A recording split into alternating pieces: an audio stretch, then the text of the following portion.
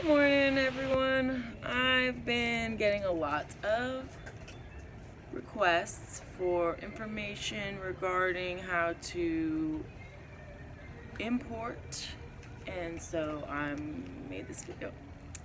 I'm going to try to remember everything. I took some notes so I could keep myself on track, but feel free to message me or whatever or comment with questions, and I'll try to get back to you.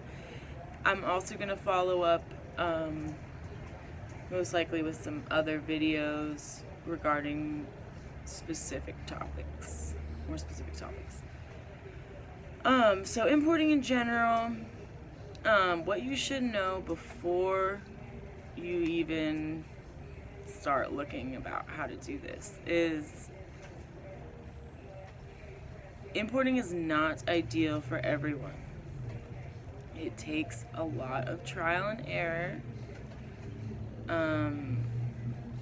And it's not necessarily in every situation going to save you money. It is an investment, and as with any investment, there is a built-in risk. So you have to think about it in that terms, not, I paid X amount of money to receive X number of perfect, ready to sell tomorrow plants, because that is not what you should expect. Imports are rehabs, period. They're rehabs. USDA regulations say you have to quarantine your plants for 90 days after receiving them before selling them. So the reason for that is actually important. It's to avoid spreading pests, disease, pathogens, that sort of thing. And that's actually pretty serious because, importing a foreign, let's say, pest is a great way to disrupt the ecosystem. And without getting into the implications of that, it's fair to say that we all would we would all be best to avoid that. Always.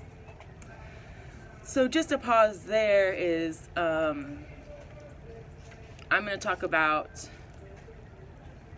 what is required to import legally or according to the bureaucratic regulations. So before I do that though, I think it's important to remember that if you are importing, you ought to do so responsibly. Yes, you can possibly make some money. Yes, you can possibly expand your collection within a budget. Maybe. But none of that is more valuable than doing our part to keep things in order.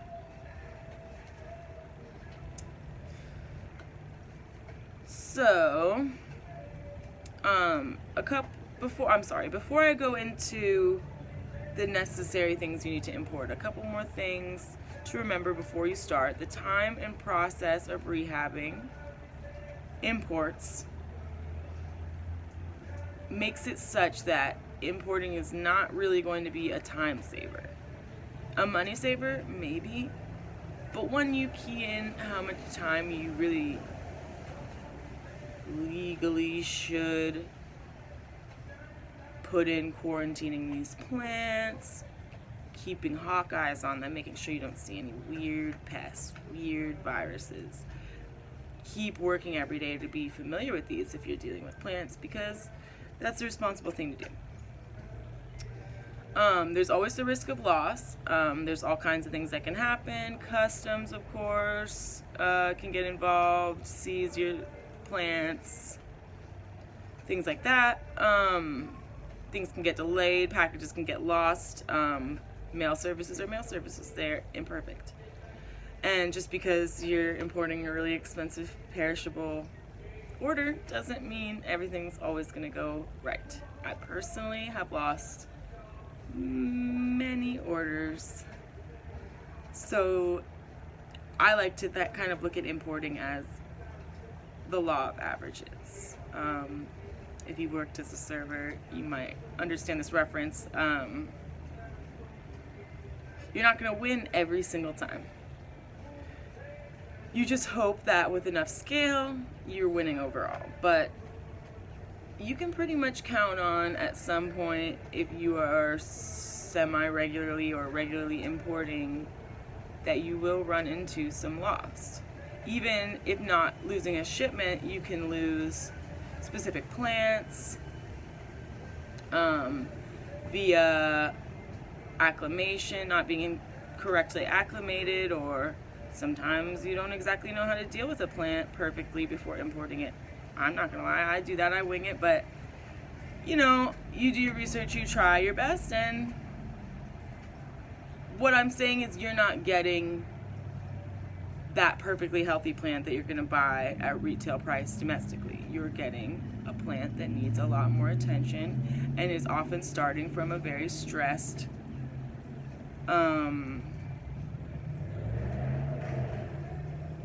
beginning point. So overall, the costs of rehabbing and the cost of inevitable losses are high.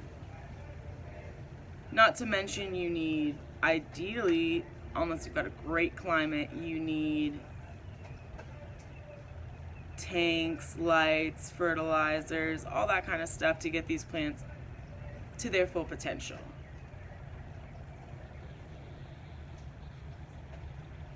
So really, if you're looking for instant gratification, this isn't right for you.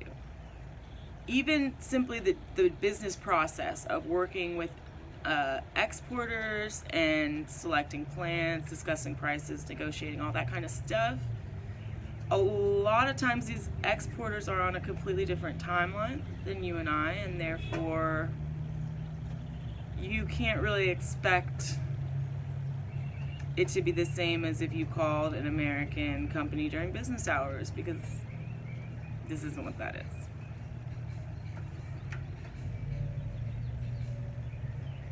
So the last thing I'm going to say on this topic is the plants really need to be acclimated and quarantined. This is the hardest part about importing, is acclimating the plants. Pretty often, more often than not, they will decline before they get better. If you're the kind of person who, you know, sees a little speck or sees a familiar pest on your plant and freaks out, and importing would probably be pretty stressful for you, because a lot of decline happens, and you know, it's on you to bring these plants back to life or to their full potential. All right, moving on. So how to import, what is necessary? In the United States is a states' rights country, so it's going to vary by state. I know California and some other states like that have very strict protocols, especially with shipping domestically. I will get into that at a later time. But, and this is important, if you are importing to sell the plants, if that's your end game, you need to have a nursery license.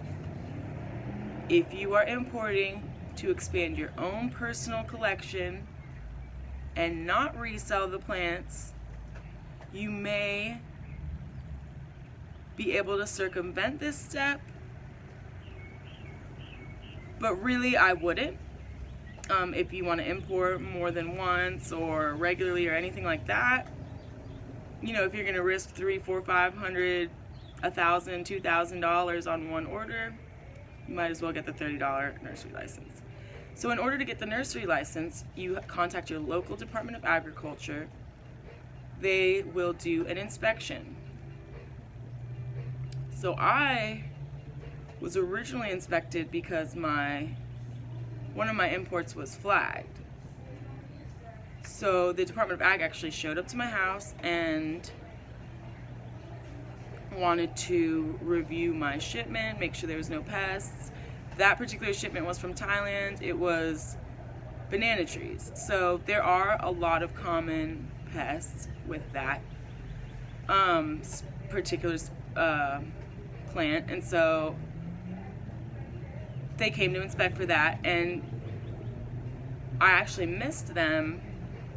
So I called to schedule the inspection, and at that time I said, why don't we go ahead and do the inspection for the nursery license as well and kind of knock that out. And so I kind of like finessed that situation so that it, to my own convenience, but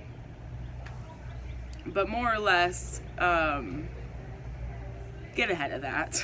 Don't be me and wait for that knock on the door. Just call your Department of Ag. If it's anything like mine, my local man was very nice, very kind, really just wanted to give me the information so we could do things correctly and have my ducks in a row. So just go ahead and do that. When in doubt, contact Department of Ag.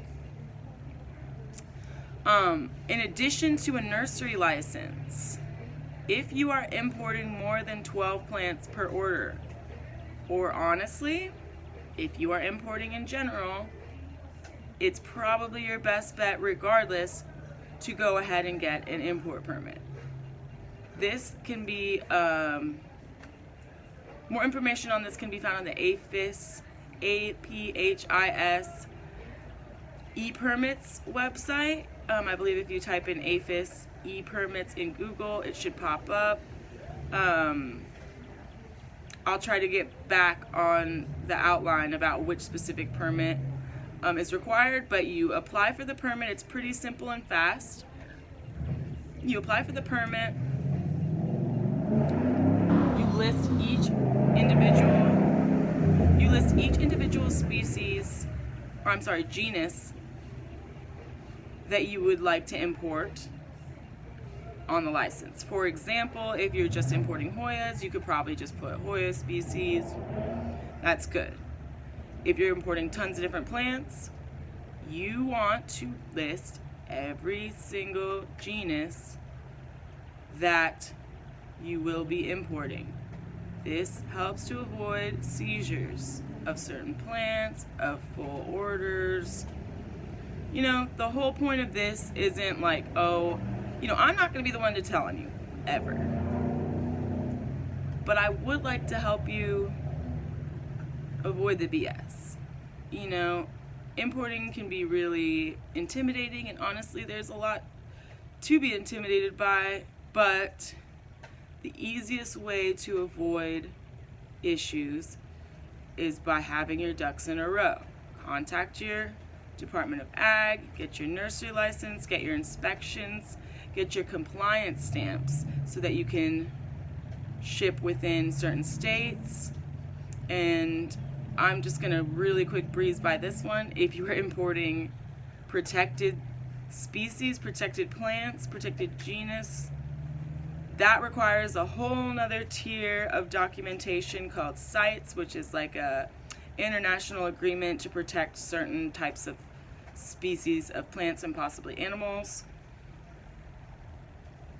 I don't have experience with this personally because I just avoid that entirely, but just know like jewel orchids, certain things, a lot of orchids, I believe ZZ plant too, are protected and require CITES paperwork to import export. So just an FYI, be aware of that and definitely do your research, because that is a great way to get your butt in trouble is dealing with the protected species and not doing it properly. So, how to select an importer. I'm just going to kind of breeze over this, but these are some of my tips for vetting out an importer. So in my experience, the vast majority of people, but also Indonesians, are just trying to work and feed their family, and they're not really having bad intentions, you know? Sometimes there's cultural differences, and sometimes there's some communication lags and stuff, but you know, in my experience doing business with Indonesians and the Thai people from Thailand and different parts of Southeast Asia is really nice. Like, I like doing business with them. I find they're polite, and so anyway, don't go into it with a like a prejudice about that, because I just don't really think, in my experience, like, have I been scammed? Sure. Have I been scammed by an American? Yeah. Sure. You know, those things happen everywhere. You just have to, you know, be vigilant, try your best to kind of vet out the source and see if you know, the person can show you pictures and videos of the plants, different angles, things like that. The biggest thing is don't rush, get to know your source, take your time. You know, of course, at the end of the day, it's business, so we don't need to get into each other's super personal lives, but you could still get to know someone and create an avenue for trust that makes both parties want to work with each other and offer each other the best mutual service so that it can be a continued relationship, ideally. So, easiest way to go about picking an exporter is using an unknown exporter. I'm not going to name anyone because I don't want to give any advantage to anyone. I work with a lot of different people for importing and exporting, but I can say there are a number of well-known exporters that have a lot of references. If you are new to exporting, that will often be one of your best bets. Sometimes you'll see really cheap prices, and just be a little wary. Cheap doesn't always mean, at the end of the day, it's going to be the most suitable choice for you. So just remember that consistency is way more important than a cheap price, and at the end of the day, a consistent exporter that you can trust is more valuable than saving $10 on a specific plant. Trust me.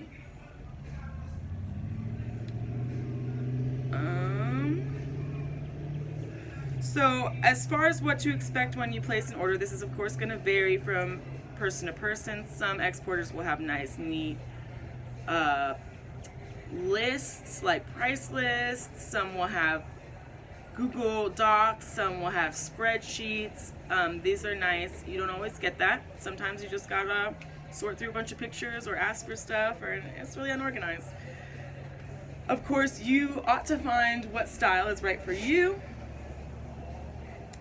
but as long as you're getting honest communication and you're getting what you asked for, I don't really feel that there's a right or wrong way to go about this. Just more like what someone might feel better working with or prefer. For me, I say, okay, when I place the order to when I receive the plants, 1 month. Sometimes it's more, sometimes it's less, but I like to say 1 month because that's usually in the ballpark, and then it avoids